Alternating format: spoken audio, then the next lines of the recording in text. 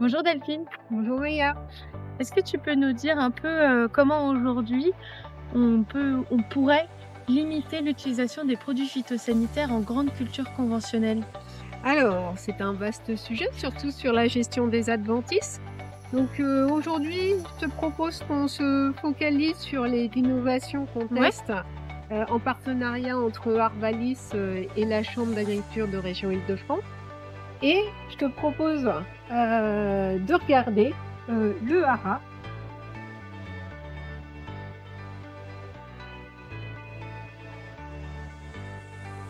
l'outil ARA est un pulvérisateur reposant sur un algorithme de traitement d'image. Il est capable de reconnaître trois choses: la culture en place, le sol et les adventices, plantes non cultivées. Le traitement de ces images permet une pulvérisation ciblée sur le rang, en interrang ou sur l'adventice. Dans quelle mesure l'ARA d'Eco-Robotics peut-il être implémenté en tant qu'outil de désherbage des exploitations agricoles en grande culture? Premièrement, de vérifier la précision de l'outil dans le choix de la cible. Deuxièmement, de vérifier la rentabilité économique et l'impact environnemental lié à la réduction de l'IFT herbicide.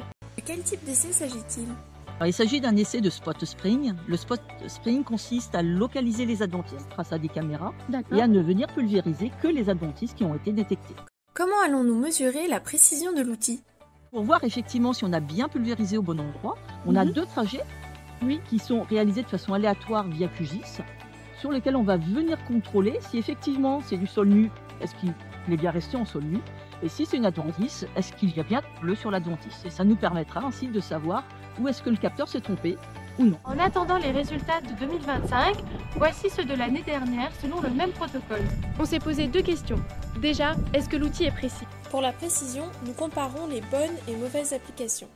Le taux d'erreur est de 6,7% au stade recommandé par le fabricant contre 11,7% au stade 8-9 feuilles, soit une baisse de 5 points de précision. Malgré cela, avec un taux de bonne réponse supérieur à 90%, l'outil est aussi précis qu'une méthode classique.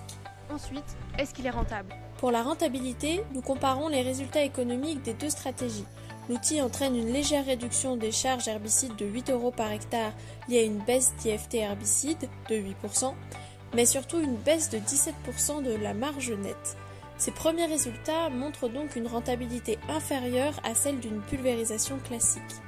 Lors de l'essai 2024, l'outil ARA a permis de réduire les charges et IFT herbicides tout en étant précis.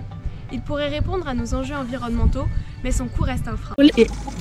Bref, après ces premiers résultats encourageants, cette deuxième année d'essai 2025 devrait nous permettre de les consolider. Vous retrouverez le diagramme de Gantt juste ici, et pour d'autres informations sur des innovations prometteuses, nous vous proposons de vous abonner et puis de visionner les vidéos sur Ecophyto. À bientôt!